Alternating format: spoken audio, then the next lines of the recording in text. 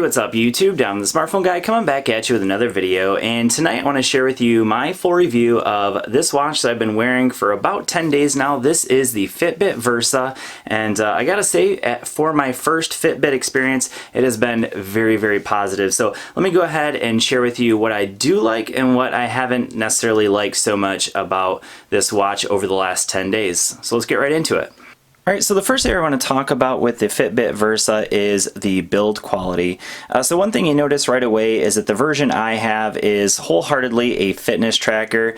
And the reason I say that is because it is a very sporty looking version. It's not a classy watch. It's not one that you probably wear at a formal gathering, but I do really like it. Now you can also, of course, remove the bands, and they do have these quick release bands, and you can easily replace them. There are a ton of third-party options. Also, Fitbit offers some other options as well, but you can also pick up the $230 special edition version, which has leather bands, also has some fabric bands that look really nice. I want the more sporty version personally because I'm a runner, and I really like the look and feel of the silicone bands just for me personally. Now, in terms of the actual build quality of the watch, we do have plastic all around it, so it is a hardened plastic. 3 buttons, so we have 3 hardware buttons, one on the left and then 2 on the right. The 2 on the right honestly aren't used a whole lot. The one on the left you're going to use a lot. It's a back button. It's also to turn the screen on and off. Obviously there's other ways you can turn the screen on and off. Most of the time you're going to be using touchscreen, but this button you're going to be using quite often. We'll talk more about that in a little bit. But the buttons have a nice tactile feel. As far as the back of it, we have some pins here that connect up to our charging dock. It is a proprietary charging dock. You just squeeze it open to slide the watch in, and then you'll just release it to charge it up. On the other end of the charging dock we have a USB, so easy to charge it up. And then we do have a pretty significant bezel going around it, so that might be a slight negative. There is a small sensor, I'm not sure if we can get that into focus, but there's a small sensor over here that is basically to let it know when you are covering it up to turn the screen off. And that's really about it in terms of the build quality. Super comfortable to wear. I've had absolutely no issues wearing this on a day-to-day basis. I wear it in the shower. I mean, really anything I'm doing, I don't really need to take it off, and that's a good thing because it's a fitness tracker, so the whole point is to be able to track your fitness throughout the day. So that's a huge thumbs up when it comes to build quality, and I definitely like that part of it. Alright, so the next area I want to talk about is the fitness tracking on the Fitbit Versa, and I gotta say that for me this is easily the #1 reason why I like this watch so much. And I'm going to go ahead and show you some results of just over the last week basically of wearing this watch. So you can see here that, you know, it tracks your steps, obviously your floors, your miles, your calories, your minutes. It tracks how much sleep you get, how often you are getting up and moving. Now I set it to 250 steps per hour, and it'll track every hour that you do that. Your heart rate, the heart rate sensor works really, really well.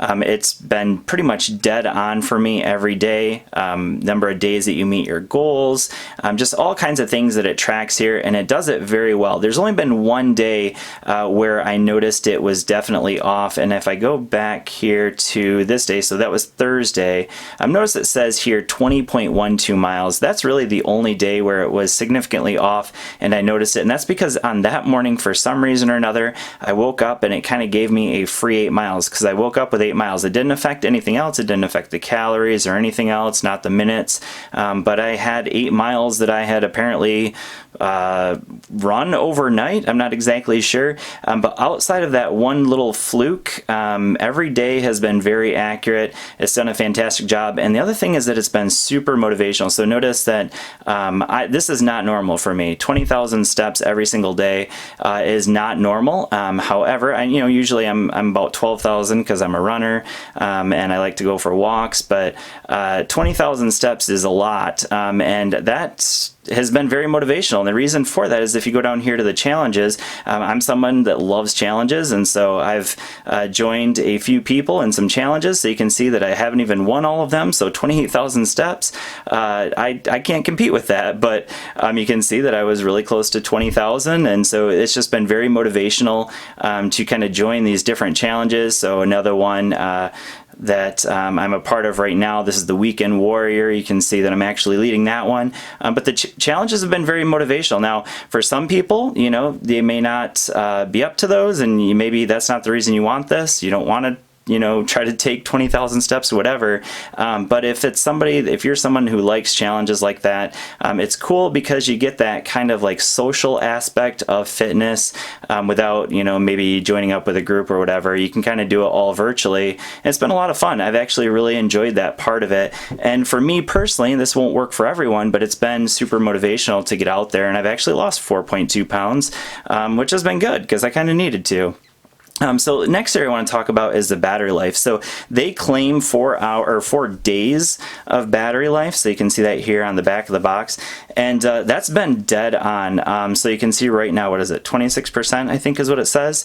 And for me, that is pretty much exactly what I've been getting almost every single day, like clockwork. You can get about 25%, and that is using the connected GPS. That's using music on the watch itself with my headphones, which by the way, I will say the Bluetooth on here does work very well. I've been using them with these earbuds right here. These are Axio Dash. So the left one over here is the main earbud on these headphones. So that's worked really well because I've been wearing the watch on my left hand, and they've stayed connected perfectly, so no issues there. And as far as the Bluetooth with listening to music, so that has also been really great. Now, I've already mentioned kind of one area where it slipped up one day. Another area that I will say is just a little bit of an issue with this watch is the connected GPS. So if I come back here to, where does it say it? Over here, fitness features, connected GPS. So I've been using it connected to my phone, to my iPhone 8 Plus. So one of the things I noticed is that I like to use Strava. Strava does also have kind of like those challenges, also that social aspect of fitness. So that's really cool. So you can get your feed and all that.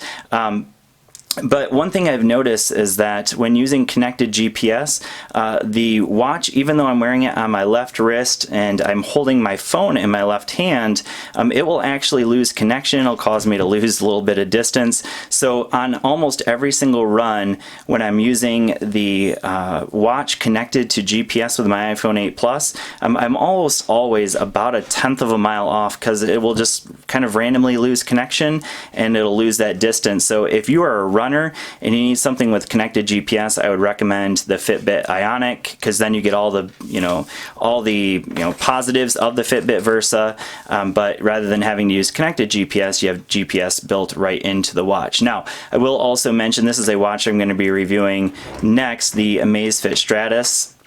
And that is one I'm super excited for, but that one has GPS built in, $200. Actually, you can pick it up with a coupon code for $160 that I'll leave down below if you're interested. But that is a watch that I know has been fantastic, so stay tuned for that one. Alright, so the next area I want to talk about is the smartwatch features of the Fitbit Versa. And I will say that if you're looking for a full-blown smartwatch, this is probably not the watch for you. However, it does have some nice features. So let's go ahead and I'll scroll from the top so you can see that when I scroll from the top, I get my text messages. That's the only thing I want on here. I do get text messages and phone calls. However, you can pretty much get any notification that you get to your phone on the watch. You just can't respond to them. There is no microphone on this watch, so you can't respond to them. There's no keyboard or anything like that. So you'll have to go to your phone in order to respond. However, you can get at least the notifications on the watch, which is nice.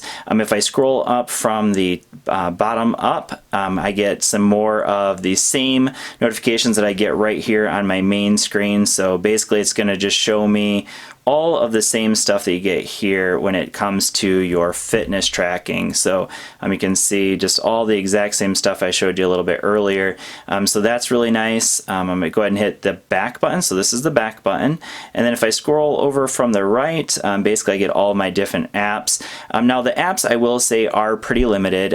In order to get music on here, that's a little bit of a pain because you have to connect it to Wi-Fi, to the same Wi-Fi as your computer, and then it takes forever to transfer them over. However, you can create different playlists, which I do like about that. That is one thing that I do like on this watch, is the fact that you can actually create separate playlists, and then you can kind of pick which playlist you want to listen to as you're going out. So I just put on one that was just a workout music playlist that I had on my computer, so that's nice.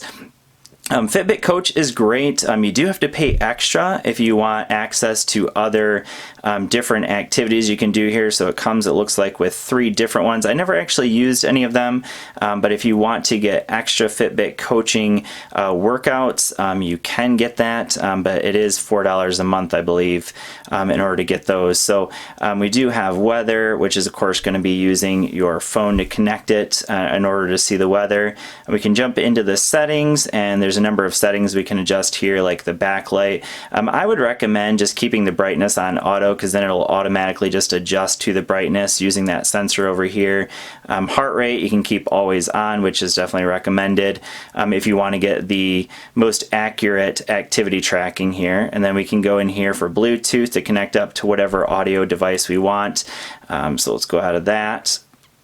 Now the App Store is pretty limited, and a lot of them are not super useful, like Strava, at least on this watch, is not super useful. Basically it's just going to show you all of your different activities, but you can't actually use the Fitbit Versa Strava app to track your activity. You're still going to have to use the main exercise app, which if we go back here, you can see that right here. So the exercise app does have run. One thing that I notice is missing from the fitness app is the fact that there's actually no walking.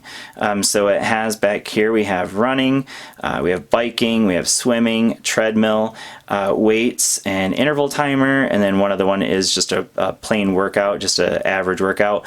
And those all work well. One thing I will notice, or one thing I do like also, is that I went for a very short bike ride, probably like a 2-mile bike ride with my daughter, and it recognized that I was on my bike and started tracking it automatically, and I didn't even ask it to. So that is pretty awesome. I was kind of shocked by that, because we weren't even riding fast. We were just on a bike, just kind of going for an easy bike ride, and it connected it right away and noticed, and it started tracking it. So that was kind of cool.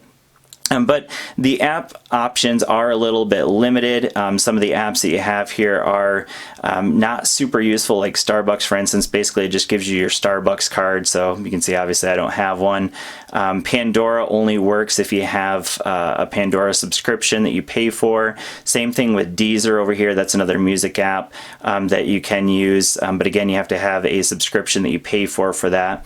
But overall, the Fitbit Versa has been a fantastic watch. There's really nothing about it that I really dislike, other than the fact that the connected GPS hasn't been all that great for me. Outside of that one small issue, this watch has been a ton of fun. And I really love the social aspect of this watch that you get with the Fitbit app. So if you have friends that have Fitbit, it's a lot of fun just to challenge each other when it comes to fitness. So yeah, Fitbit Versa, a lot of fun. Definitely a watch I would recommend. I really don't have any major issues with it except that connected GPS. And hopefully this video has been helpful for you. Thanks for watching, and I will see you on the next one. Peace.